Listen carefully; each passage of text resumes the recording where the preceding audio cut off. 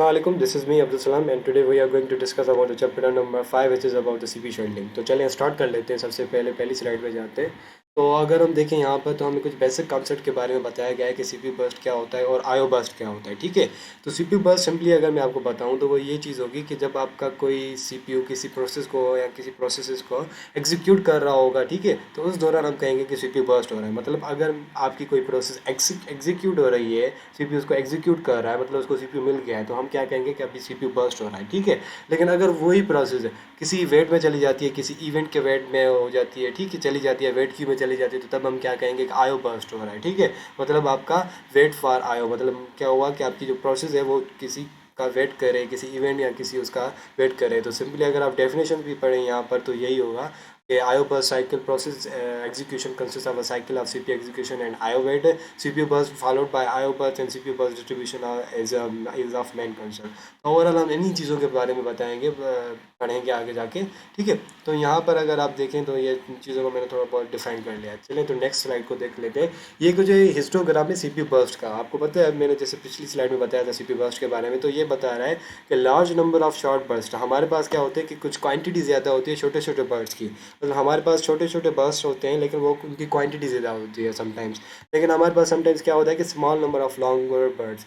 हमारे पास क्या होते हैं कि छोटी क्वांटिटी होती है लेकिन वो बर्स्ट क्या होते हैं, ज़्यादा होते हैं। मतलब बर्स्ट की माना क्या है, मतलब कि वो ज़्यादा सीपीयू टाइम लेते हैं, मतलब उनको सीपीयू कुछ ज़्यादा टाइम के लिए चाहिए होता है। ठीक है, लेकिन उनकी क्वांटिटी समटाइम्स छोटी होती है। लेकिन क्या होता है, अगर ऊपर वाली स्लाइड ऊपर वाली पॉइंट को अगर हम देखें तो यहाँ पर लिखा है large number of short burst, मतलब कि हमारे पास जो छोटे छोटे बर्स्ट हैं जिनको छोटा छोटा टाइम चाहिए सीपीयू का, वो क्वांटिटी में हो सकता है कि ज़्यादा हो हमारे पास। तो ये हिस्टोग्राम उसका कुछ दिखाया गया है हमारे पास। ठीक है, तो फ्रीक्वेंसी और ओवरऑल बर्स्ट ड्यूरेशन किस तरह से उनकी रही।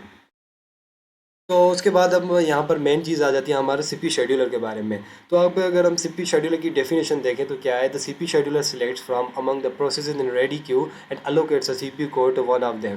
अब सीपी शेड्यूलर का यही काम होता है कि जो चीज़ें जो आपकी प्रोसेसेस रेडी क्यू में अवेलेबल होती है ना, उनको वहाँ से उठा के सीपीयू को दे देना। ठीक है, तो ये होता है सिंपली सीपी शेड्यूलर का काम। ठीक है, सिलेक्ट करना कि कौन सी जो नेक्स्ट प्रोसेस है वो सीपीयू के पास जाएगी। अब क्यू में भी ऑर्डर्ड इन वेरियस वेज। अब आपकी जो ये क्यू है जिसके में ये होते हैं रेडी क्यू के अंदर आपकी प्रोसेस पड़ी होती है ना, वो हो सकते हैं आपकी ऑर्डर डिफरेंट तरीके से हो सकता है कि आपने प्रायोरिटी बेस पे किए हो या आपने शॉर्टेज जॉब फर्स्ट किए हो, तो डिफरेंट वे इसकी काइंड है। तो हम आगे जाके उसको थोड़ा डिस्कस कर लेंगे। तो सिंपली यहाँ पर यही बताया गया है कि उसको डिफाइन करने के डिफरेंट वेज हो सकते हैं। ठीक है, तो सिंपली सीपी शेड्यूलर क्या करता है कि हमारे पास वो कोई प्रोसेस सेलेक्ट करता है जो कि सीपी को देनी होती है। ठीक है, उसके बाद सीपी शेड्यूलिंग डिसीजंस में take place when a process. अब ये बता रहा है कि हमारे पास जो सीपी शेड्यूलिंग का डिसीजन होगा ना कि कब सीपी शेड्यूलर काम करेगा या उसको कब शिफ्ट शेड्यूलिंग की या डिसीजन की ज़रूरत पड़ेगी, तो हमारे पास ये चार कंडीशन आ जाते हैं। सबसे पहले the switches from running to waiting state.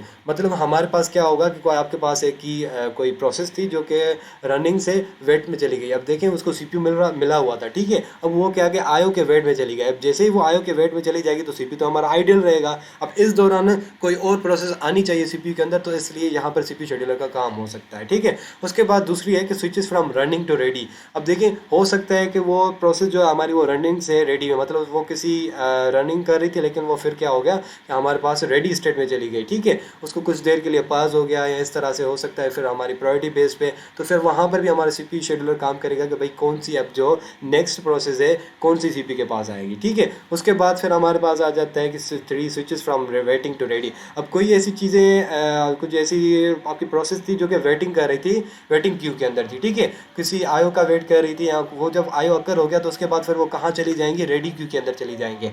अब हो सकता है कि आपने कुछ ऐसा एल्गोरिथम लगाया हो प्रायोरिटी बेस पे, तो क्या करेगा आपका सीपीयू शेड्यूलर दोबारा चेक करेगा कि हमारे पास जो प्रोसेस है उनमें से कोई ऐसी हाई प्रायोरिटी वाली तो नहीं है गई दोबारा। अगर आ गई है तो फिर क्या करेगा, वो स्विच करेगा। ये एक जैसा एग्जाम्पल था प्रायोरिटी क्यू का। हो सकता है वहाँ पर डिफरेंट एल्गोरिथम्स भी वहाँ पर अप्लाई किए गए हो। ठीक है, तो यहाँ पर भी काम आता है हमारा सीपीयू शेड्यूलर का। उसके बाद फोर्थ नंबर पॉइंट हमारे पास यहाँ पे वो है टर्मिनेट्स। अब देखिए कोई प्रोसेस चल रही थी वो टर्मिनेट हो गई। ठीक है, मतलब उसने अपनी एग्जीक्यूशन कंप्लीट कर ली, तो इसी दौरान नो डाउट यहाँ पर तो एनी हाउ सीपीयू शेड्यूलर का काम हो गया, क्योंकि नेक्स्ट जो भी आपकी प्रोसेस है वो एनी हाउ सीपीयू के अंदर आनी चाहिए। ठीक है, अब हमारे पास यहाँ बता रहा है कि सिचुएशन 1 और 4 है।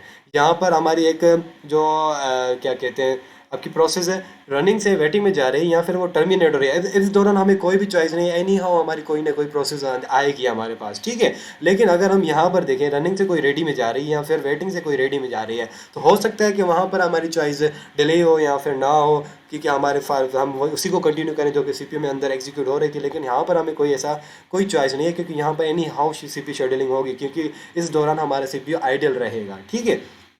उसके बाद हम आते हैं non pre-emptive and pre-emptive scheduling के बारे में। तो अगर मैं सिंपली आपको बताऊं कि नॉन प्रिएम्प्टिव और प्रिएम्प्टिव में डिफरेंस क्या है, तो नॉन प्रिएम्प्टिव हमारी वो वाली टेक्निक होती है जिसके अंदर अगर आपकी कोई भी प्रोसेस एग्जीक्यूट हो रही है, ठीक है, सीपीयू के अंदर, तो उस वो हम उससे तब तक सीपीयू नहीं लेंगे जब तक कि वो कंप्लीट ना हो जाए एग्जीक्यूट, या फिर वो आईओ के वेट में ना चले जाए, ठीक है। तो this is called the non preemptive. तो नॉन प्रिएम्प्टिव के अंदर सिंपली यही होता है कि आपका सीपीयू हम तब तक उससे नहीं लेंगे यहाँ जब तक कि वो खुद टर्मिनेट नहीं हो जाती या फिर वो किसी वेटिंग स्टेट में नहीं चली जाती, मतलब किसी आयो का वेट करना, किसी इनपुट का यूजर से इनपुट लेना, इस तरह से, ठीक है। तो ये होगा नॉन प्रिएम्प्टिव। लेकिन अदर दूसरी साइड पे अगर हम देखें प्रिएम्प्टिव क्या होगा, तो प्रिएम्प्टिव के अंदर ड्यूरिंग हम एग्जीक्यूशन उससे सीपीयू ले सकते हैं। हो सकता है कि हमने प्रायोरिटी बेस्ड कुछ चीज़ें लगाई हों या फिर कोई और हमने शॉर्टेज ये सारी चीज़ें, तो उस दौरान हम क्या कर सकते हैं, प्रिएम्प्टिव के अंदर सिंपली यही होता है कि ड्यूरिंग एग्जीक्यूशन हम उसे सीपीयू छीन सकते हैं या किसी और को दे सकते हैं। तो this is called the preemptive and non preemptive. तो सिंपली यही हमारे पास डिफरेंस है इनके बीच में। उसके बाद हमारे पास क्या हो जाता है कि कुछ प्रिएम्प्टिव शेड्यूलिंग और उसके अंदर रेस्ट कंडीशंस आ जाती हैं। अब देखिए प्रिएम्प्टिव शेड्यूलिंग के अंदर जैसे मैंने आपको बताया कि ड्यूरिंग एग्जीक्यूशन हम उसे सीपीयू छीन सकते हैं, लेकिन हो सकता है कि उसके अंदर फिर हमारे पास कुछ ऐसी रेस्ट कंडीशंस अक्कर हो सकती हैं, जैसे कि उनके बीच में प्रोसेस के बीच में कुछ डेटा शेयर्ड हो सकती है, किसी एक ने सही तरह से उसको मॉडिफाई नहीं किया, और जैसे ही दोबारा कोई दूसरी प्रोसेस आई उसने जब वो डेटा ली तो उसको अपडेटेड डेटा नहीं मिली, तो इस तरह से हमारे पास क्या हो सकता है, एक इनकन्सिस्टेंट स्टेट हो सकती है। तो ये अभी फ़िलहाल हम चैप्टर नंबर 6 में पढ़ेंगे इसको डीप में, बस यहाँ पर उसका बेसिक सा हमें इंट्रो दिया गया था कि प्रीएम्प्टिव शेड्यूलिंग में रेस्ट कंडीशंस किस तरह से अकर होती हैं, ठीक है। तो अब हम आते हैं नेक्स्ट स्लाइड पे, डिस्पैचर। अब देखिए हमारे पास डिस्पैचर क्या करता है कि जैसे हमने ऊपर पढ़ा था ना सीपीयू शेड्यूलर के बारे में, सीपीयू शेड्यूलर क्या कर रहा था, सिंपली आपके पास जो भी आपके पास है एक प्रोसेस वगैरह थी उसको सिलेक्ट करना था, ठीक है, कि कौन सी सीपीयू एग्जीक्यूट करेगा। लेकिन उस जो प्रोसेस सीपीयू शेड्यूलर जिसको सिलेक्ट करेगा कि ये चीज़ जो ये प्रोसेस है वो सीपीयू के अंदर आनी चाहिए, अब उसको वहाँ से लेकर कौन आएगा, जो एक्चुअली में उसको लेकर आना किसका काम होता है, डिस्पैचर का काम होता है, ठीक है। सो अगर हम जिसकी डेफिनेशन पढ़ें तो डिस्पैचर मॉड्यूल से module gives control of the CPU to the process select by the CPU scheduler. This involves switching context, switching to user mode, jumping to proper location in the user program to restart that program. अब देखिए इसके अंदर हमारे पास जैसे मैंने बताया आपको जो चीज़ सीपीयू शेड्यूलर ने सेलेक्ट की होती है, ये उसको क्या करता है कि सीपीयू को कंट्रोल देता है, मतलब उसको, ताकि वो उठा के वो प्रोसेस एग्जैक्टली सीपीयू को दे देता है, ठीक है। तो इसका यही काम होता है। तो सबसे पहले हमारे पास क्या आ जाता है, स्विचिंग कॉन्टेक्स्ट। अब स्विचिंग कॉन्टेक्स्ट के अंदर हमारे पास जो चीज़ आ जाती है वो ये है कि उसकी जो चीज़ें थी हमारे पास, उसकी जो डेटा थी, उसकी जो प्रोग्राम काउंटर की वैल्यू थी, वो सारी की सारी चीज़ें वहाँ से उठा के सीपीयू के अंदर रख देना, ठीक है। तो this is called the switching context, मतलब जो हमारे पास करंटली एग्जीक्यूट जो चीज़ हो रही थी सीपीयू के अंदर उसको पास करना, और जो हमारे पास नेक्स्ट अभी जो आएगी जो सीपीयू शेड्यूलर ने सेलेक्ट किया फिर उसको लेकर आना सीपीयू के अंदर। तो this is called the switching context, मतलब एक को बंद कर देना एक प्रोसेस को, दूसरे को स्टार्ट करना। So this is called the switching context. और दोबारा दूसरी जो चीज़ हमारे पास यहाँ बताई गई है, स्विचिंग टू यूजर मोड। अब देखिए हमारे पास कुछ ऐसी प्रिविलेज्ड इंस्ट्रक्शंस होती हैं या फिर कुछ ऐसे काम होते हैं जो कि कर्नल मोड में हो रहे थे, जो ऑपरेटिंग सिस्टम कर रहा होता है। लेकिन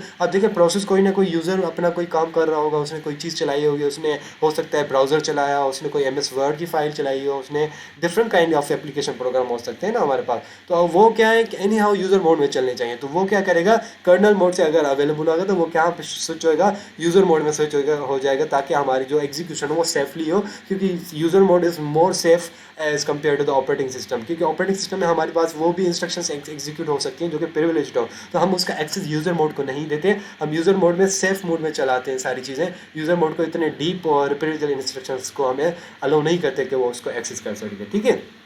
तो सिंपली यहाँ पर स्विचिंग टू यूजर मोड होगा। उसके बाद थर्ड पॉइंट हमारे पास बताई गई है, jump into the proper location in the user program to restart their programme.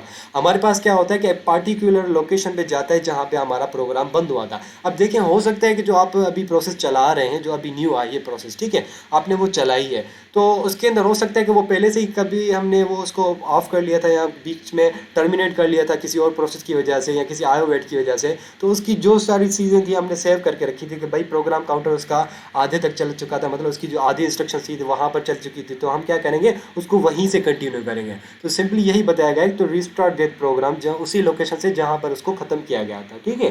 तो ये वही बात कर रहा है। उसके बाद यहाँ पर एक टर्म आ जाता है हमारे पास डिस्पैच लेटेंसी का। तो डिस्पैच लेटेंसी क्या है, चलें इसको भी देख लेते हैं। The time it takes for the dispatch to stop one process and start another running. तो सिंपली यही बताया गया है कि अगर एक प्रोसेस को वो स्टॉप कर रहा है डिस्पैचर और दूसरी प्रोसेस को स्टार्ट कर रहा है, तो इस दौरान हमारा जो टाइम लग रहा है ना, हम उसे कहते हैं डिस्पैच लेटेंसी। अब ये देखें, हमारे पास क्या था कि एक पी प्रोसेस ज़ीरो है, वो एग्जीक्यूट हो रही थी। अब हमारे पास P1 आई है, उसको एग्जीक्यूट करवाना है, तो हम क्या करेंगे, स्विचिंग कॉन्टेक्स्ट होगा यहाँ पर, ठीक है। तो वो क्या करेगा कि जो पहली वाली हमारी प्रोसेस थी ना, उसका पीसीबी होगा, उसको सेव करेगा उसी स्टेट को, और जो दूसरा अब जो नया आया है प्रोसेस, उसकी जो पीसीबी है उसको रिस्टोर करेगा, ठीक है। अब ये जो टाइम है ना, सेविंग करना है एक को, दूसरे को रिस्टोर करना है, इसको हम कह रहे हैं डिस्पैच लेटेंसी, क्योंकि इसके दौरान हमारे पास है कोई एग्जीक्यूशन परफॉर्म नहीं हो रही, जस्ट सिंपली हमारे पास क्या हो रहा है कि स्विचिंग हो रही है एक प्रोसेस से दूसरी प्रोसेस में। तो ये टाइम हमारा डिस्पैच लेटेंसी कहलाता है सिंपली, ठीक है। तो this is called dispatch latency. उसके बाद हमारे पास शेड्यूलिंग क्राइटेरिया आ जाती है, जिसमें हमारे पास CPU utilisation, throughput, turn around time, waiting time, response time, ये सारी चीज़ें आ जाती हैं। तो सबसे पहले हम सीपीयू यूटिलाइजेशन को देखते हैं। तो सीपीयू यूटिलाइजेशन के अंदर हमारे पास क्या होता है कि keep the CPU as busy as possible. हम क्या कर रहे होते हैं, हमारी यही कोशिश होती है कि सीपीयू यूटिलाइजेशन ज़्यादा से ज़्यादा हो, मतलब हम जितना सीपीयू को बिजी रख सकें उतना पॉसिबल है कि हम उसको बिजी रखें, ठीक है। उसके बाद आ जाता है थ्रूपुट। तो थ्रूपुट में हमारे पास क्या आ जाता है कि the number of process that complete their execution per unit time. अगर मैं कहूँ कि 5 सेकंड के अंदर आपकी कितनी प्रोसेस एग्जीक्यूट हो रही हैं, तो ये सिंपली हमारे पास क्या होगा, थ्रूपुट होगा, ठीक है। The number of process that complete their execution per unit time, तो this is called the simply throughput. उसके बाद ना हमारे पास टर्न अराउंड टाइम। अब टर्न अराउंड टाइम हमारे पास क्या है, the amount of time to execute a particular process. एक किसी प्रोसेस को एग्जीक्यूट होने में कितना टाइम लग रहा है। अगर मैं कह रहा हूँ प्रोसेस नंबर 5 है मेरे पास, अब उसको एग्जीक्यूट करने में सीपीयू बर्स्ट टाइम ओवरऑल कितना टाइम लगा हमारे पास उसको एग्जीक्यूट करने में, तो वो क्या हो जाएगा, टर्न अराउंड टाइम हो जाएगा। उसके बाद है हमारे पास waiting time. Amount of time a process has been waiting in the ready queue. मतलब हमारे पास क्या है कि वो कितना टाइम एक पर्टिकुलर प्रोसेस या जो भी प्रोसेस हमारे पास अवेलेबल है, उन्होंने रेडी क्यू के अंदर कितना टाइम वेट किया, तो इसे हम सिंपली कहेंगे वेटिंग टाइम। अब आपको पता है कि रेडी क्यू क्या होती है। रेडी क्यू में सिंपली हमारे पास वो क्यू होती है जिसके अंदर आपकी प्रोसेस वेट कर रही होती है कि उनको सीपीयू असाइन किया जाए ताकि वो अपनी एग्जीक्यूशन स्टार्ट कर सकें, ठीक है। उसके बाद हमारे पास आ जाता है लास्ट में रेस्पॉन्स टाइम। अब रेस्पॉन्स टाइम क्या है, amount of time it takes from when a request was submitted until the first response is produce. मतलब आपने कोई रेस्पॉन्स दिया, आपने कोई क्या की, रिक्वेस्ट की, तो आपको रेस्पॉन्स कब मिला, पहला रेस्पॉन्स है, तो ये सिंपली हम कहेंगे कि रेस्पॉन्स टाइम कितना है। मतलब हो सकता है कि आपने, अब देखें मैं सिंपली बात कर रहा हूँ एक वेबसाइट की, आपने क्या किया कि एक वेबसाइट वेब पेज ओपन किया, क्लिक किया वाले में हो सकता है आपने गूगल लिखा, ठीक है, आपने गूगल को सर्च किया, तो जितना टाइम आपको लगा वो क्या किया, आपने रिक्वेस्ट भेजी सर्वर को, गूगल के सर्वर पर गई होगी, उसने क्या किया, आपकी सर्वर आपकी रिक्वेस्ट को रेस्पॉन्ड किया, ओवरऑल आपको बैक्स आंसर दिया, फिर ओवरऑल आपको क्या हुआ कि एक वेब पेज डिस्प्ले हुआ, ठीक है। तो ये कितना फास्ट हुआ ओवरऑल, तो ये हम सिंपली कहेंगे इसका रेस्पॉन्स टाइम कम है, ठीक है, मतलब आपको ज़्यादा फास्ट मिला। तो सिंपली यही है, मतलब आपने एक वेबसाइट लिखी पार्टिकुलर और आपको वो डिस्प्ले हो गया पेज, तो ये सिंपली यही है, मतलब आपने एक चीज़ को रिक्वेस्ट की और आपका रेस्पॉन्स आ गया, तो सिंपली हम यही कहेंगे कि रेस्पॉन्स टाइम इसका कम है। तो अगर हम देखें तो हमारी यही होती है शेड्यूलिंग की क्राइटेरिया कि सीपीयू यूटिलाइजेशन ज़्यादा से ज़्यादा होनी चाहिए, थ्रूपुट भी ज़्यादा होना चाहिए, मतलब एक यूनिट टाइम में ज़्यादा से ज़्यादा प्रोसेस एग्जीक्यूट होने चाहिए। टर्न अराउंड टाइम है जो वो कम होना चाहिए, क्योंकि एक पार्टिकुलर जो हमारी प्रोसेस है वो कम से कम टाइम ले, ठीक है, मतलब ज़्यादा से जल्दी फास्ट एग्जीक्यूट हो जाए। उसके बाद हमारे पास वेटिंग टाइम भी कम होना चाहिए और रेस्पॉन्स टाइम भी हमारे पास कम होना चाहिए, ताकि ज़्यादा से ज़्यादा हमें चीज़ें एफिशिएंटली यूज़र को मिल सके। तो यही देखें यहाँ पर भी लिखा हो कि हमारी सीपीयू यूटिलाइजेशन ज़्यादा से ज़्यादा होनी चाहिए, मैक्स थ्रूपुट होना चाहिए, टर्न अराउंड टाइम हमारे पास कम होना चाहिए, वेटिंग टाइम भी कम होना चाहिए और रेस्पॉन्स टाइम भी कम होना चाहिए, ठीक है। उसके बाद हमारे पास जो, जैसे हमने ऊपर शेड्यूलिंग पढ़ी थी ना कि सीपीयू शेड्यूलर होता है, वो किस तरह से शेड्यूल कर रहा होता है या किस तरह से हमारे प्रोसेसर एग्जीक्यूट होती है, तो हाँ यहाँ पर हमारे पास क्या होते हैं कि कुछ एग्जीक्यूशन शेड्यूलिंग की हमारे पास क्या हो जाती है, कुछ ऐसी टेक्निक्स हैं या एल्गोरिथम्स हैं, तो उसको हम डिस्कस कर लेते हैं। तो सबसे पहले हमारे पास क्या आ जाता है, first come first serve, FCFS scheduling. अब इसके अंदर हमारे पास क्या हो जाता है कि कुछ प्रोसेस आती हैं मतलब पहले जो आएगी वो पहले ही उसको सर्व किया जाएगा, उसको एग्जीक्यूट किया जाएगा सिंपली। तो यहाँ पर देखिए हमारे पास क्या है कि सिंपली तीन हमारे पास प्रोसेस अवेलेबल है। P1 जिसका बर्स्ट टाइम है 24, P2 है उसका बर्स्ट टाइम है 3, P3 है उसका बर्स्ट टाइम है हमारे पास 3। ठीक है, तो ये तीन प्रोसेस हैं जो कि टाइम वाइज हमारे पास अगर हम कहें तो पहले P1 P2 और उसके बाद P3 है ये, जिसका ये हमारे पास बर्स्ट टाइम दिखाया गया है। उसके बाद हमारे पास क्या है, एक गैंट चार्ट है, ये हम अभी बना के भी देखेंगे इसको सिंपली। तो यहाँ पर देखें तो ये जो हमारा गैंट चार्ट है वो सिंपली 0 से स्टार्ट हुआ। उसके बाद हमारे पास जो पहली प्रोसेस है उसका ब्रोस्ट टाइम कितना था, 24 था। तो हम क्या करेंगे, उसको 24 तक चलाएंगे। ठीक है, अब ये एक प्रोसेस 1 था जो कि 24 टाइम तक, या उसको अभी ये देखें जो 24 है ये सेकंड भी आप कंसिडर कर सकते हैं कोई भी, क्योंकि यहाँ पर अभी हमें कोई लिमिटेशन या कोई हमने हार्ड एंड फास्ट रूल नहीं है कि हमने एक बस फिक्स कर दिया कि सेकंड्स में होगा।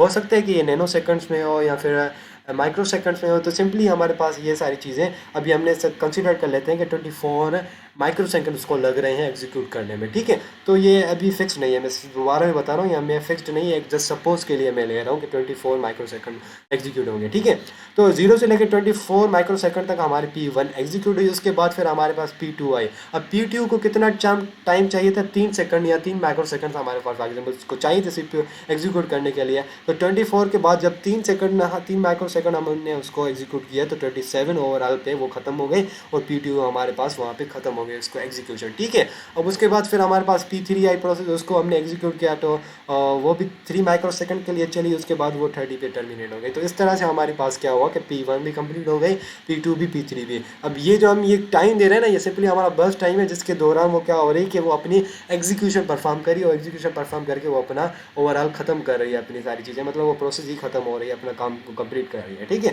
तो यहाँ पर अगर हम देखें तो P1 को कितना वेट करना पड़ा, अगर हम देखें तो P1 स्टार्टिंग पे आई, उसको वेट ही नहीं करना पड़ा था, वो 0 टाइम पे आई। ठीक है, अगर हम P2 को देखें तो P2 का को कितना वेट करना पड़ा, 24 माइक्रो सेकंड वेट करना पड़ा। उसके बाद जाके वो क्या हुआ कि वो P2 को CPU मिला। ठीक है, अगर हम P3 की बात करें तो P3 को कब टाइम मिला, वो उसका वेटिंग टाइम कितना था, 27 हमारे पास क्या था, उसका वेटिंग टाइम था, क्योंकि उसको 27 माइक्रो सेकंड वेट करने के बाद उसको क्या मिला, CPU मिला। ठीक है, तो ओवरऑल अगर हम देखें तो एवरेज वेटिंग टाइम क्या होगा कि आप इन तीनों को प्लस कर दें, 0, 24 और 27 जो कि इन तीनों का था, और डिवाइड कर देंगे 3 से, तो आपके क्या मिल जाएगा, एवरेज वेटिंग टाइम मिल जाएगा। ठीक है, उसके बाद अगर हम इसको यहाँ पर और सारी चीज़ें, अब ये हम थोड़ा इसी गैंट चार्ट को, यहाँ हो सकता है हम एक दूसरा नया एग्जाम्पल ले लेते हैं।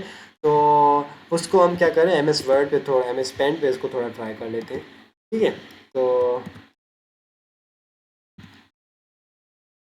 अब देखें हमारे पास क्या था कि जैसे हमने बात करी थी कि हमारे पास एक P1 प्रोसेस है। ठीक है, उसके बाद फिर हमारे पास P2 process I, P3 process I. ठीक है, अब ये हमारे पास क्या है, प्रोसेस है, नंबर ऑफ प्रोसेसेस। उसके बाद प्रोसेस के बाद हमारे पास क्या है कि उसका बर्स्ट टाइम बताया गया था। फर्स्ट टाइम क्या होता है कि सिंपली जो amount of take to execute, मतलब वो उसको एग्जीक्यूट होने के लिए कितना टाइम चाहिए। तो P1 का जो टाइम था फॉर एग्जाम्पल जैसे वहाँ पे बताया गया था कि 24 है हमारे पास, और उसके बाद हमारे पास P2 का टाइम बताया गया था वो भी 3 है। उसके बाद P3 का टाइम बताया गया था वो भी क्या है, हमारे पास 3 अवेलेबल है। ठीक है, तो ये हमारे पास टाइम हो गया, उनका बस टाइम भी आ गया, प्रोसेस भी आ गया। हम क्या करेंगे, इनका गैंट चार्ट बनाएंगे। ठीक है, तो गैंट चार्ट हम क्या करें, बाय डिफॉल्ट हम 0 से स्टार्ट कर रहे हैं। ठीक है, तो यहाँ पर अगर मैं कंसिडर कर लूँ तो सबसे पहले मेरे पास क्या आया था, P1। तो ये हमारी जो टेक्निक है ना वो क्या है, FCFS, मतलब कि फर्स्ट कम फर्स्ट सर्व। तो मतलब जो पहले प्रोसेस हमारी आएगी उसको पहले ही CPU दिया जाएगा। तो ये हमारी फॉर एग्जांपल आई थी 0 के पास। ठीक है, मतलब 0 वाले टाइम पे वो आई थी हमारे पास वो प्रोसेस, उसके बाद उसको टाइम दिया गया था। अब कितना टाइम चाहिए उसको, 24 माइक्रो सेकंड फॉर एग्जाम्पल चाहिए। तो हम क्या करेंगे, उस 24 तक उसको चलाएंगे। अब जैसे 24 हो जाएंगे उसके बाद फिर क्या होगा कि हमारे पास प्रोसेस 1 कंप्लीट हो जाएगी हमारे पास। उसके बाद फिर क्या आएगी, दोबारा दूसरी हमारे पास क्या आ जाएगी, प्रोसेस आ जाएगी। अब यहाँ पर जैसे ही दोबारा जो हमारे पास प्रोसेस आ गया P2, उसको कितना टाइम चाहिए था, 3 चाहिए था। तो 24 + 3 = 27। ठीक है, तो ये हमने 27 यहाँ भी कर लिया, ये 27 पे ये कंप्लीट हो गई प्रोसेस 2। उसके बाद प्रोसेस 2 के बाद क्या हमारे पास कोई और प्रोसेस है, हाँ भाई हमारे पास प्रोसेस 3 अवेलेबल है यहाँ पर अगर आप देखिए तो ये सिंपली हम क्या करेंगे, इसको भी दे देंगे CPU। तो यहाँ पर हमारे पास क्या हो जाएगा, P3 यहाँ पर आ जाएगी। तो ठीक है, P3 जैसे ही आ गई तो इसको कितना टाइम चाहिए था, 3 सेकंड। तो 27 + 3 हमारे पास क्या हो जाएगा, 30। तो ओवरऑल जो प्रोसेस 3 थी हमारे पास वो कब कंप्लीट हुई, 30 सेकंड पे होगी। तो ये हमारे पास जो गैंट चार्ट इसका बन के आ गया, ठीक है। तो हम सिंपली क्या करेंगे, वेटिंग टाइम देख लेंगे। तो P1 का जो हमारे पास वेटिंग टाइम था, ठीक है। अब मैं इसको थोड़ा और सही तरह से बनाने की कोशिश कर रहा हूँ कि जितना सही हो सके। तो सबसे पहले हम टाइम लगा लेते हैं कि प्रोसेस कौन कौन सी थी और उसके बाद वो कब आई, थोड़ा थोड़ा डायग्राम बना लेते हैं इसका, ठीक है। अब मैं इसको थोड़ा सा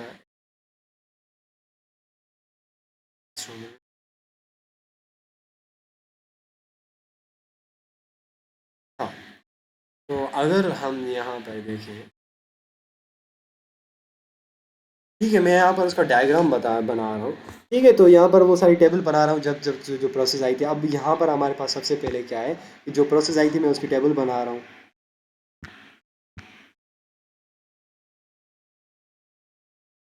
ठीक है। प्रोसेस आई, उसके बाद फिर बस टाइम में लिख सिंपली इसको BT लिख रहा हूँ, बस टाइम को, ठीक है। उसके बाद फिर उसका वेटिंग टाइम होगा, ठीक है, WT, ठीक है। उसके बाद फिर हमारे पास क्या हो जाता है कि अब यहाँ सिंपली हम देख रहे हैं यहाँ पर, तो P1 हम क्या करेंगे, उसके बाद फिर हमारा क्या हो जाएगा, P2 हो जाएगा, उसके बाद फिर हमारा क्या हो जाएगा, P3, ठीक है। तो ये तीन प्रोसेस थी। अब P1 का जो बस टाइम था वो था 24, सिंपली मैं यहाँ पर लिख देता हूँ। इसका 3 था, इसका भी 3 था। और पी वेटिंग टाइम अगर हम देखें, मैं सिंपली यहाँ पर देखें, तो P1 का वेटिंग टाइम क्या था हमारे पास, 0 था। और P2 का वेटिंग टाइम कितना था, यहाँ पर देखें तो T2 को जो CPU मिला था वो 24 माइक्रो सेकंड के बाद मिला था। ये हो जाएगा हमारा 24। और जो P3 है उसको CPU कब मिला था, वो मिला था उसको 27 पे, ठीक है। तो ये हो जाएगा हमारा 27 यहाँ पे, ठीक है। तो ये था उनका सिंपली वेटिंग टाइम। उसके बाद फिर हम वेटिंग टाइम के बाद यहाँ पर जो हम चीज़ कर रहे होते हैं वो होता है उनका टर्न अराउंड टाइम, ठीक है। टर्न अराउंड टाइम है ना, वो किसके बराबर होता है, मैं सिंपली यहाँ पर ये देखें, इसको थोड़ा हाईलाइट कर रहा हूँ। ये देखें, सिंपली टर्न अराउंड टाइम आपके पास या क्या होता है कि completion time minus arrival time. अब अराइवल टाइम तो हमें यहाँ बताया नहीं गया, तो हम क्या करेंगे, सिंपली अराइवल टाइम कंसीडर कर देंगे 0। तो कंप्लीट टाइम का होने का मतलब यहाँ पर अगर हमारे पास टर्न अराउंड टाइम देखें तो completion time minus arrival time. तो कंप्लीशन टाइम कब हुआ था, तो अगर हम देखें P1 कब कंप्लीट हुई थी, 24 माइक्रो सेकंड के बाद कंप्लीट हुई थी, ठीक है। ऐसा ही था। तो हम यहाँ पर लिखेंगे turn around time of process 1 क्या था, 24 था। उसके बाद अगर हम देखें प्रोसेस 2 को, तो प्रोसेस 2 कब कंप्लीट हुई थी, 27 माइक्रो सेकंड पे। तो ये रहा 27 उसका टर्न अराउंड टाइम। उसके बाद फिर हमारे पास P3 क्या था, P3 था 30। तो P3 कब कंप्लीट हुआ है, 30। ऊपर भी जैसे हमने स्लाइड के अंदर डेफिनेशन पढ़ी थी ना, टर्न अराउंड टाइम क्या होता है। तो सिंपली टर्न अराउंड वो टाइम होता है कि एक पार्टिकुलर प्रोसेस को कितना टाइम लगा एग्जीक्यूट होने में, जब तक वो आई उससे लेकर कंप्लीट होने में कितना टाइम लगा। तो ये सिंपली यही है। उसके बाद फिर हमारे पास क्या आ जाता है कि एवरेज और ये सारी चीज़ें आ जाती हैं, हम उसको भी कंप्लीट कर लेंगे। तो हमारे पास अगर हम देखें एवरेज वेटिंग टाइम क्या होगा, ठीक है। तो मैं यहाँ पर अगर हम सिंपली लिखूँ एवरेज WT, तो एवरेज वेटिंग टाइम हमारे पास क्या हो जाएगा जो ये भी सारी चीज़ें हैं ना उनको प्लस करना पड़ेगा।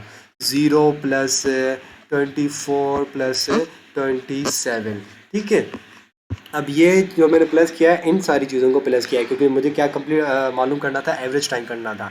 अब ये तीनों चीज़ों को प्लस करने के बाद मैं जब डिवाइड करूँगा ना 3 से, तो मेरे पास अगर मैं कैलकुलेटर खोल के भी अगर मैं यहाँ पे करूँ परफॉर्म करूँ, तो 24 प्लस 27, 24 प्लस 27 अगर मैं करूँ तो 51 आ गया। अब इसको मैं डिवाइड करूँगा 3 से क्योंकि हमारे पास नंबर ऑफ टोटल प्रोसेस कितनी थी, 3 थी। तो मेरे पास 17 आ रहा है। तो एवरेज जो वेटिंग टाइम है ना मेरे पास वो क्या है, सिंपली 17 है। उसके बाद फिर हमारे पास आ जाता है कि एवरेज टर्न अराउंड टाइम, ठीक है। एवरेज TT सिंपली में अगर मैं उसको लिखूँ शॉर्ट फॉर्म में, तो ये हो जाएगा एवरेज TT, ठीक है। उसके बाद जो, हाँ, अब मुझे क्या करना पड़ेगा, 24 प्लस 27 प्लस 30, इन तीनों को करना पड़ेगा प्लस और डिवाइड करना पड़ेगा 3 से, ठीक है।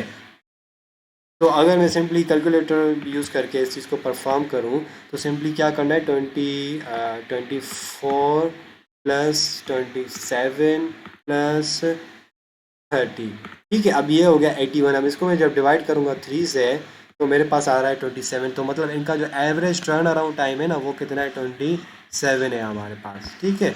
तो ये रहा उसका turn around time, average turn around time मतलब मुझे कितना मिला, 27 मिला। और जो एवरेज वेटिंग टाइम है मुझे कितना मिला, 17 मिला। तो इस तरह से ये था complete first come first serve वाली टेक्निक जो कि हमने अभी देख ली बिल्कुल अच्छे तरीके से। अभी इसमें से ये सारी चीज़ें किस तरह से होगा, गैंट चार्ट किस तरह से बनेगा, फर्स्ट टाइम क्या होगा, वेटिंग टाइम किस तरह से कैलकुलेट करेंगे और टर्न अराउंड टाइम किस तरह से कैलकुलेट करेंगे, फिर average waiting time, average turn around time, तो ये सारी चीज़ें हमने अच्छी तरह से देख ली। तो हमने इस चीज़ को पूरा कंप्लीट देख लिया कि हमने इस चीज़ का गैंट चार्ट वगैरह बना लिया, सारा कुछ देख लिया। तो अब हम इसी को थोड़ा देखते हैं कि आगे इसमें थोड़ा एक प्रॉब्लम आया था हमें, वो ये कि फॉर एग्जांपल देखें, ये जो हमारे प्रोसेस थी ना, प्रोसेस 2 और प्रोसेस 3, इन दोनों को देखो कितना देर से प्रोसेस मिला था, वो सीपीयू मिला था। जबकि ये प्रोसेस 1 है, मतलब उसका जो फर्स्ट टाइम था 24 उसने कंप्लीट ले लिया, उसके बाद फिर वो आए थे। तो यहाँ पर उसका सॉल्यूशन किस तरह से था कि भाई हम क्या करते, जो छोटे वाली जो हमारी प्रोसेस थी ना, वो हम क्या करें, अगर फॉर एग्जांपल पहले उसको एग्जीक्यूट कर रहे थे ना, तो हमारे पास क्या है कि ओवरऑल ज़्यादा अच्छी as compare to average time मिल रही थी एज़ कम्पेयर टू अब वन में हमें अगर हम देखें ये वाली स्लाइड में, तो ये देखें 17 हमें एवरेज टाइम मिल रहा है। लेकिन उसी एग्जांपल को अगर हमने शॉर्टेज जॉब फर्स्ट की है, मतलब जो हमने क्या किया है कि जो छोटे वाले प्रोसेस थी जिनका बर्स्ट टाइम छोटा था, तो हमने उन प्रोसेस को क्या किया है, पहले एग्जीक्यूट करवाया है, उसके बाद फिर जो बड़ी है उसको बाद में कराया। तो इस तरह से अगर हमने यहाँ पर देखें एवरेज टाइम कैलकुलेट किया है, तो वो किस तरह से हुआ है कि वो हमें 3 मिला है। तो इस तरह से ये एक बेटर अप्रोच है उससे। तो यही चीज़ बताया जा रहा है, कन्वो इफेक्ट का यही माना है कि short process behind long process.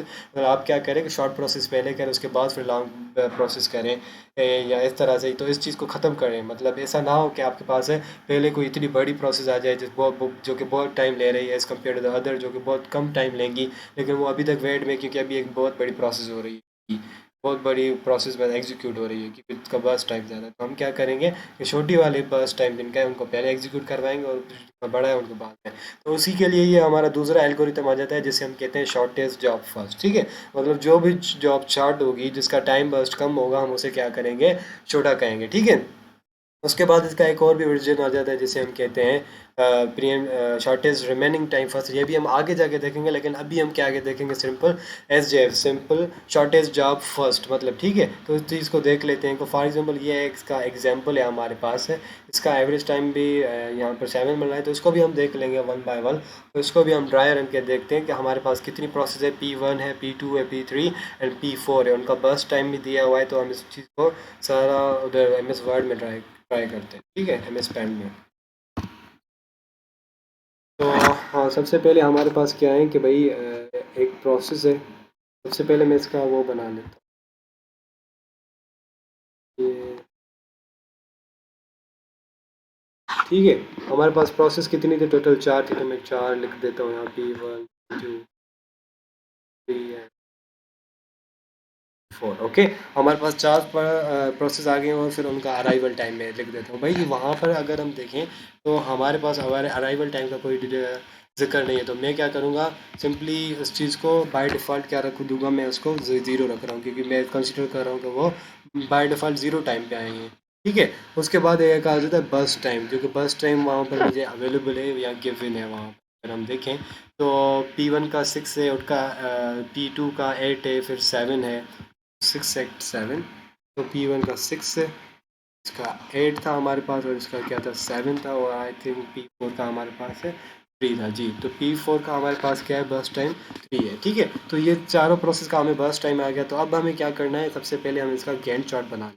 ठीक है, तो गैंट चार्ट बनाने के लिए सबसे पहले मैं क्या करूँगा, एक यहाँ पे ये देखें, टेबल इस तरह से एक बार बना रहा हूँ।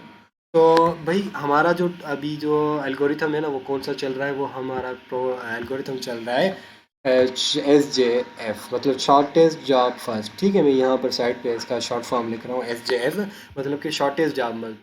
अब देखें यहाँ पर अगर आप देखें तो शॉर्टेज सबसे पहले जिसका बस टाइम कम से कम है वो कौन सी है, तो यहाँ पर नो डाउट नज़र आ रहा है 3 है, बाकी सबका तो ग्रेटर देन वैल्यू है इसकी, इससे ग्रेटर है। तो हम क्या करेंगे, शॉर्टेज जॉब मतलब P4 को सबसे पहले एग्जीक्यूट करेंगे। तो P4 बाय डिफ़ॉल्ट कहाँ से स्टार्ट होगा, ज़ीरो से स्टार्ट होगा।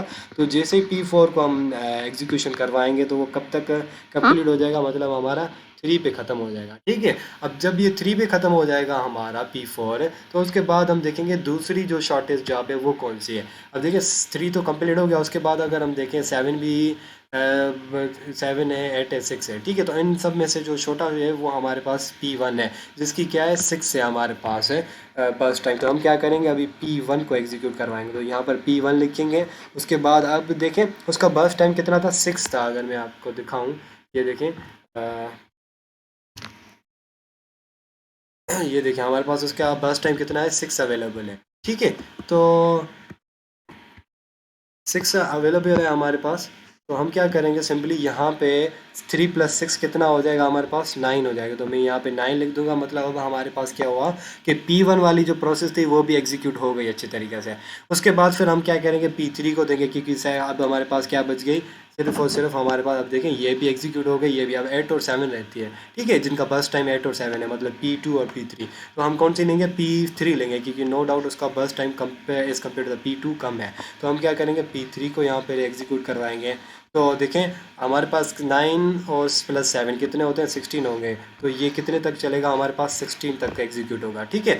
जैसे ही 16 तक एग्जीक्यूट होगा, अब हमारे पास बचती कौन सी है, सिर्फ और सिर्फ P2 बचती है। तो हम क्या करेंगे, P2 को भी दे देंगे। अब P2 का टोटल बस टाइम कितना है, 8 है। तो ये कितना हो जाएगा, ओवरऑल 24 पे ये एंड हो जाएगा, ठीक है। अब हमारे पास इस चीज़ का गैंट चार्ट भी बन गया। ये सारी जो प्रोसेस हमारे पास अवेलेबल थी, अब हम क्या करेंगे, सिंपली कि हम इस चीज़ का टेबल बनाएंगे कि जिसके अंदर हम वो सारे उनका वेट टाइम, अब ये देखिए हमारे पास प्रोसेस अवेलेबल है, एवरेज टाइम, बेस्ट टाइम। तो हम क्या करेंगे, सिंपली इनका वेट टाइम कैलकुलेट कर लेते हैं यहाँ, ठीक है। तो मैं इसको थोड़ा जो, ये देखो,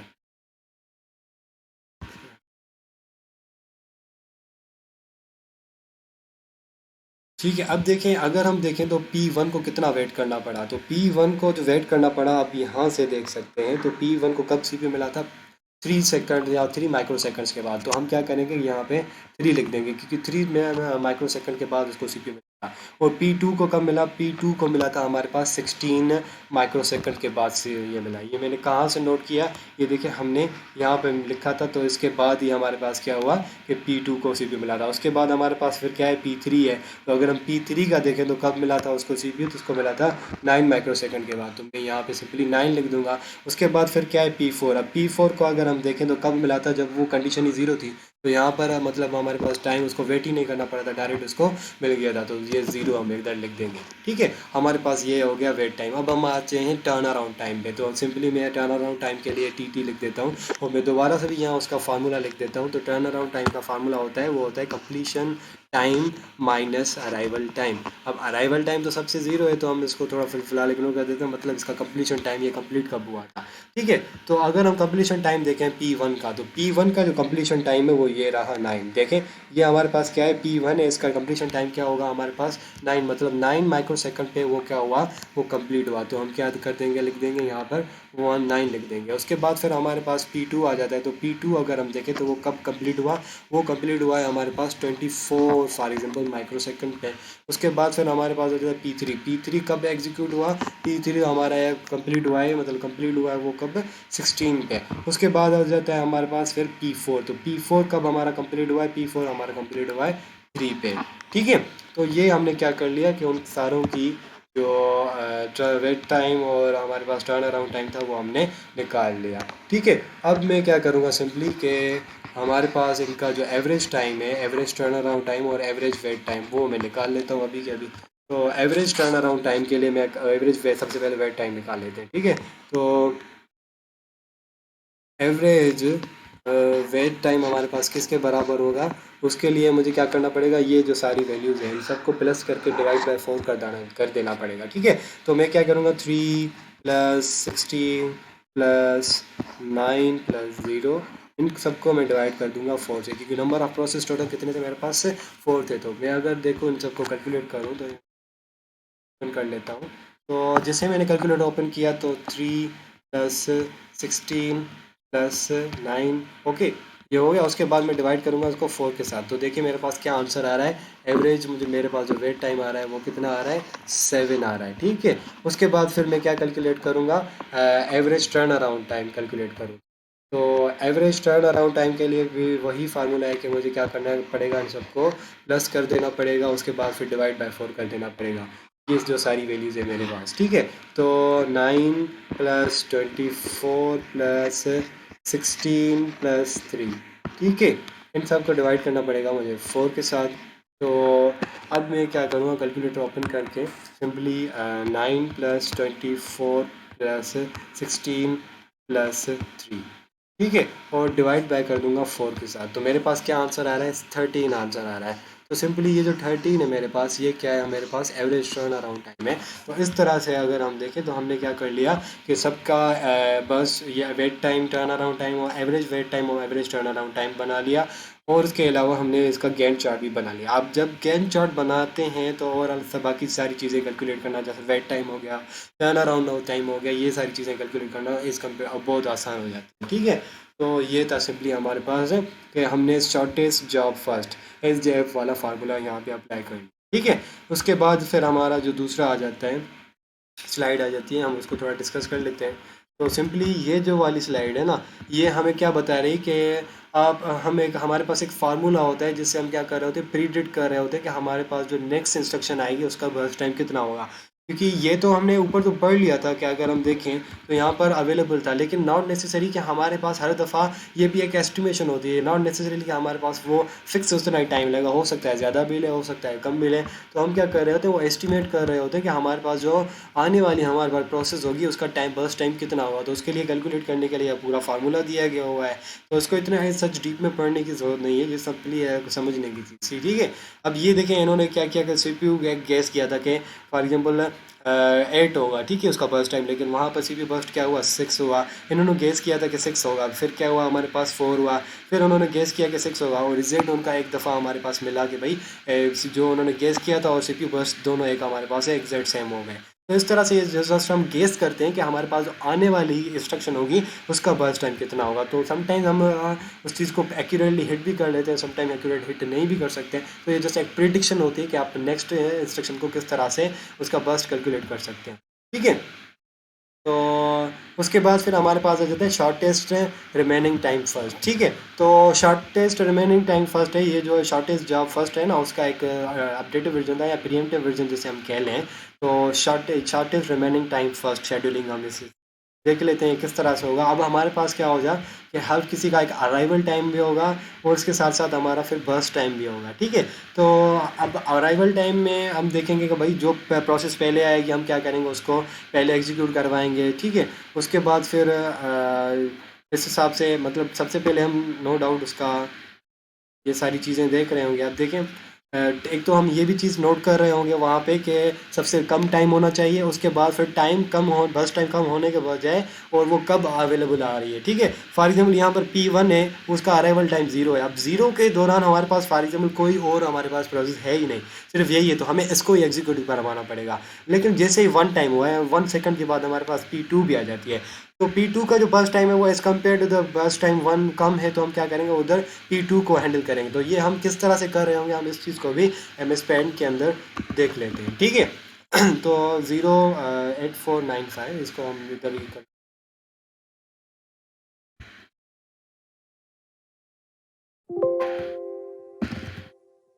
हाँ ठीक है, तो अब हमारे पास क्या है कि प्रोसेस अवेलेबल हैं।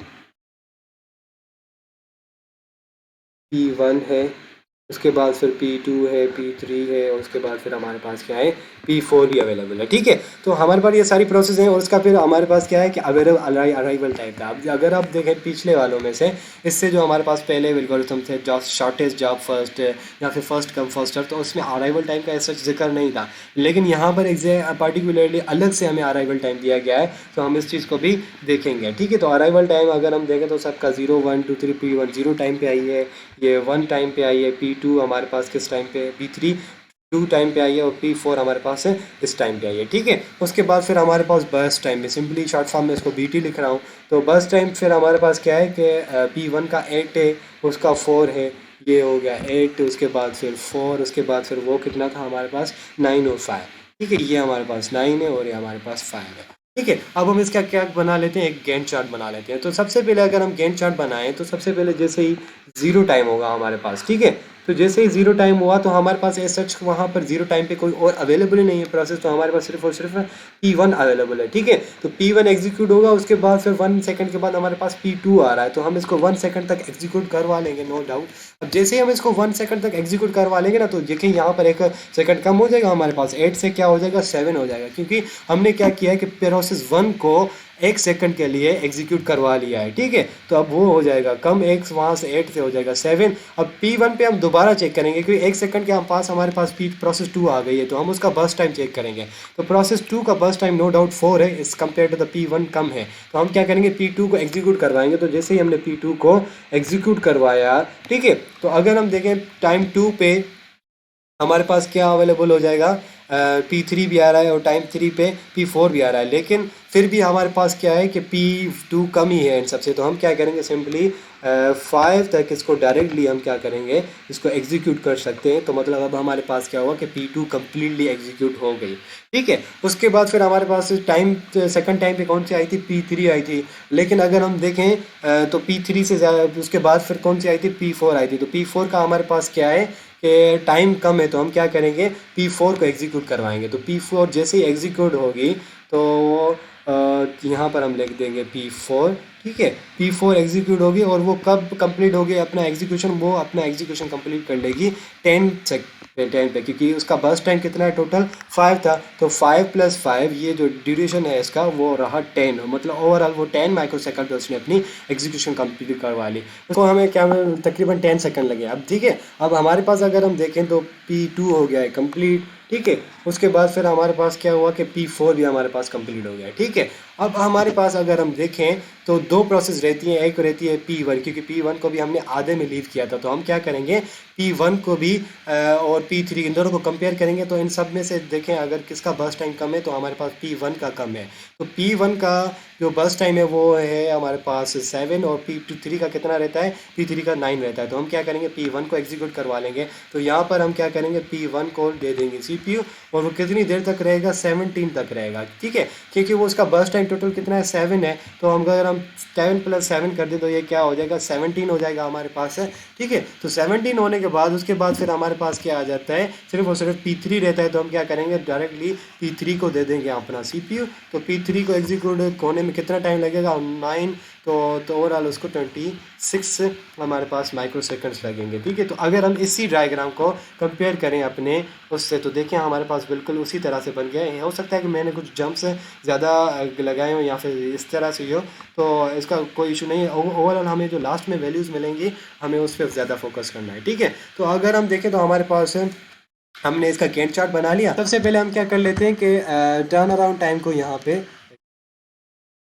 हाँ, टर्न अराउंड टाइम को हम यहाँ कैलकुलेट कर लेते हैं, ठीक है। टर्न अराउंड टाइम, तो टर्न अराउंड टाइम आपको पता है कि completion time minus arrival time, ठीक है। अब अगर हम देखें तो सबसे पहले कंप्लीशन टाइम भी हम यहाँ पर देख लेते हैं। तो अलग अलग से अगर हमने सिंपली कंप्लीशन टाइम भी सबका लिखते जाऊँ तो कंप्लीशन टाइम अगर प्रोसेस 1 का देखें तो प्रोसेस 1 कब जाके कंप्लीट हुई है, 17 पे जाके कंप्लीट हुई है। और हमारे पास प्रोसेस 2 है, प्रोसेस 2 कहाँ पे कंप्लीट हुई है, प्रोसेस 2 हमारी जो कंप्लीट हुई है वो ये कंप्लीट है 5 पे। उसके अलावा P3 कहाँ पे कंप्लीट हुई है, P3 कंप्लीट हुई है हमारे पास 26 पे। और उसके अलावा P4 कब कंप्लीट हुई है, P4 हमारी कंप्लीट हुई है 10 पे, ठीक है। उसके बाद फिर मैं क्या कैलकुलेट करूँगा, टर्न अराउंड टाइम कैलकुलेट करूँगा। तो टर्न अराउंड टाइम जो मेरे पास है वो होता है, उसका फार्मूला होता है completion time minus arrival time. तो अगर मैं P1 का देखूँ, कंप्लीशन टाइम 17 है, उसका जो अराइवल टाइम है वो 0 है। तो 17 - 0 = 17, ठीक है। लेकिन अगर मैं P2 का देखूँ तो P2 का कंप्लीशन टाइम 5 है, सॉरी, और उसका जो अराइवल टाइम है वो है 1। तो वो कितना हो जाएगा हमारे पास, 4 हो जाएगा, ठीक है। क्योंकि 5 - 1 = 4, हमारे पास फार्मूला भी यही है टर्न अराउंड टाइम का कि completion time minus arrival time. उसके बाद फिर हमारे पास आ जाता है कि P3 का कंप्लीशन टाइम कितना है, 26। तो 26 - 2 क्या हो जाएगा हमारे पास है, 24 हो जाएंगे। तो P3 का मतलब जो कंप्लीशन और टर्न अराउंड टाइम है हमारे पास वो कितना है, 24 है। उसके बाद फिर हमारे पास है P4 हो जाता है। तो P4 का completion time minus arrival time मतलब 10 - 3 = 7 हो जाएगा। तो ये हो जाएगा इनके हमारे टर्न अराउंड टाइम मिला है। P1 का 17 मिला है, P2 का 4 मिला है, P3 का 24 मिला है, P4 का 7 मिला है, ठीक है। तो ये सारे हमारे पास टर्न अराउंड टाइम्स मिल गए। उसके बाद मैं क्या करूँगा कि सिंपली अब हम क्या कहते हैं, हाँ, वेटिंग टाइम इसका कैलकुलेट कर लेंगे, ठीक है। तो वेटिंग टाइम का जो हमारे पास फार्मूला होता है ना वो होता है टर्न अराउंड टाइम मतलब कि TT - बर्स्ट टाइम, ठीक है, डी टी। मतलब टर्न अराउंड टाइम से हमें माइनस करना है बर्स्ट टाइम को। तो अगर मैं टर्न अराउंड टाइम को देखूँ तो 17 और बर्स्ट टाइम टोटल, अब ये देखिए मैंने क्या लिखा था, पहले 8 था, उसके बाद फिर 7 हुआ, तो मैं जो शुरू में बर्स्ट टाइम था, जो कंप्लीट बर्स्ट टाइम है उसका 8 था, तो मैं 17 माइनस 8 करूँगा तो मेरे पास वेट टाइम ओवरऑल कितना आ जाएगा, 9 आ जाएगा। और हमारे पास टर्न अराउंड से P2 का कितना आ जाएगा, 4 - 4, तो इसका वेट टाइम 0 ही रहा P2 का, नो डाउट। ठीक है, उसके बाद फिर अगर हम देखें कि किसका, P3 का, तो P3 का हमारे पास का क्या है, 24 है टर्न अराउंड टाइम, और हमारे पास है बर्स्ट टाइम कितना है, 9 है। तो हमारे पास कितना आंसर आएगा, 24 - 9 करेंगे तो हमारे पास 15 आंसर आएगा। ठीक है, उसके बाद फिर हमारे पास है P4 का, अगर हम वेटिंग टाइम कैलकुलेट करेंगे तो turn around time minus burst time, तो टर्न अराउंड टाइम क्या है, 7, और बर्स्ट टाइम क्या है, 5, तो 7 - 5 इज इक्वल टू 2। ठीक है, तो ये हमारे पास क्या है, वेट टाइम एवरेज, और ये एवरेज टाइम हमने, सॉरी, वेट टाइम और टर्न अराउंड टाइम कैलकुलेट कर लिया। अब मैं क्या करूँगा, average turn around time calculate करूँगा। ठीक है, तो एवरेज टर्न अराउंड टाइम मेरे पास जो है, एवरेज टी टी, वो कितना बन जाएगा, अगर मैं सिंपली यहाँ पर लिखूँ तो average turn around time 17 plus 4 plus 24 plus 7। ठीक है, इसको मैं डिवाइड कर लूँगा 4 से, तो मैं सिंपली कैलकुलेटर ओपन करके इस चीज़ को कैलकुलेट कर लेता हूँ। तो 17 प्लस 4 प्लस 24 प्लस 7, ठीक है, इसको मैं डिवाइड कर दूंगा 4 के साथ, तो मेरे पास कितना आ रहा है टाइम, मतलब इनका जो एवरेज टर्न अराउंड टाइम है वो 30 मिला। अब मैं क्या करूँगा, average wait time, average W T calculate करूँगा। तो एवरेज डब्ल्यू टी किस तरह से कैलकुलेट करूँगा, सिंपली कि मेरे पास ये जो वैल्यूज़ दिए गए हैं, 9, 0, 5, 15, 9 प्लस 0 प्लस 15 प्लस 2। ठीक है, तो इस चीज़ को मैं कैलकुलेट करूँगा और डिवाइड कर दूंगा 4 के साथ। तो ये देखते हैं अब मेरे पास क्या वैल्यूज़ आ रही हैं। तो 9 प्लस 15 प्लस 2, एक मिनट दोबारा से, 9 प्लस 15 प्लस 2।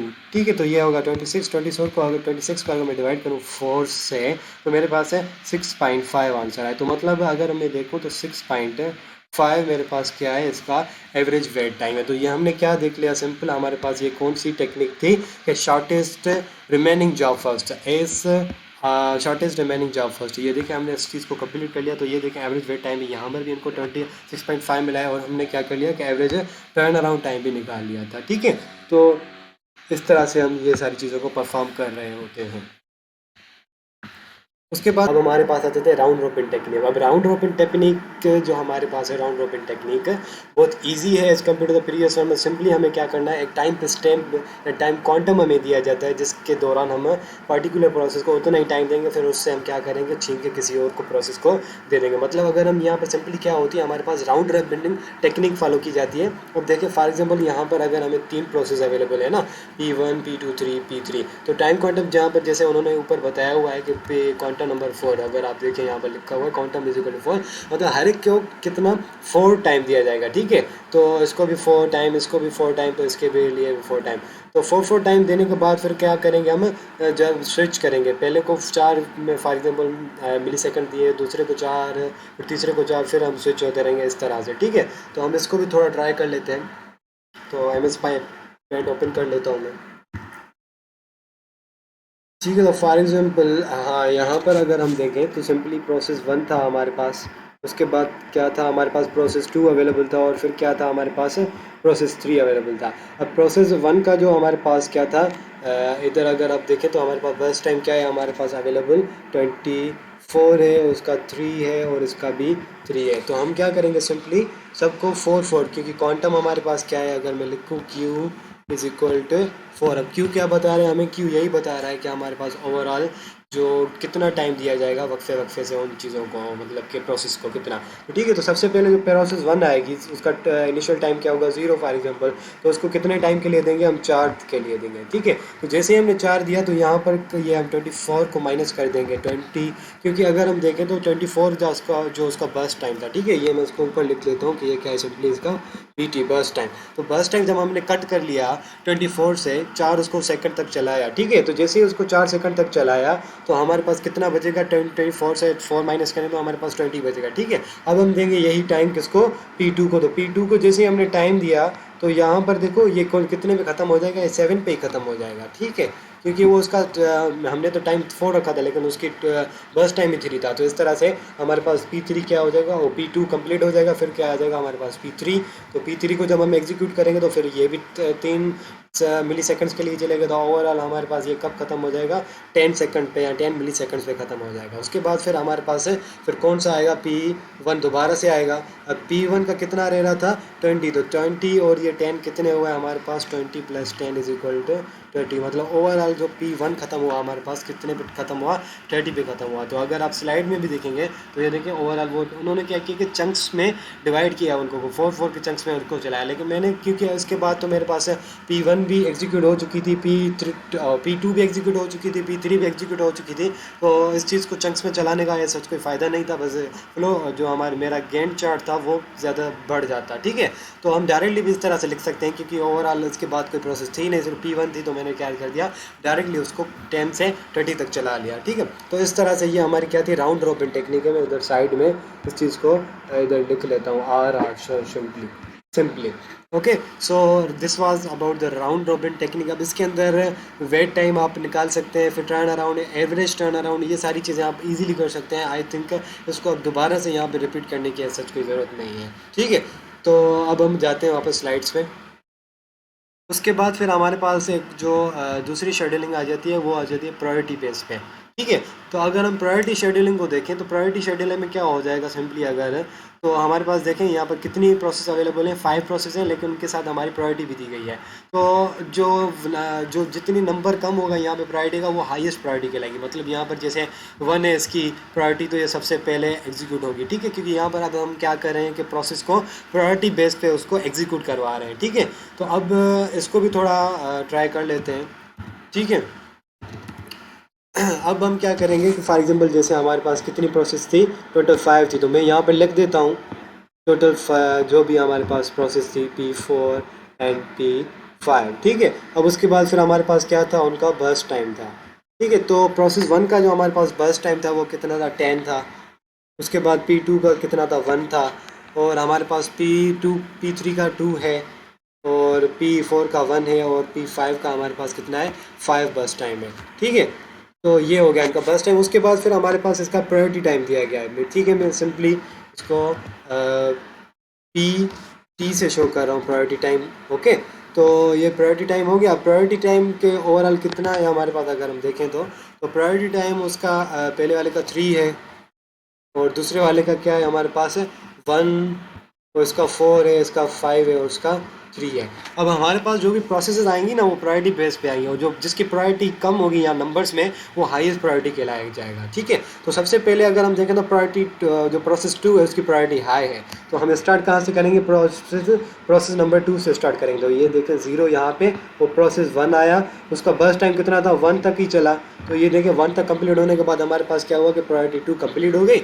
अब हम देखेंगे दूसरी वाली जो हाईएस्ट प्रायोरिटी है। तो अगर हम दूसरी वाली प्रायोरिटी देखें तो अच्छा, वो ना लास्ट में 3 थी, मैंने 2 लिख दिया था उसको, सॉरी।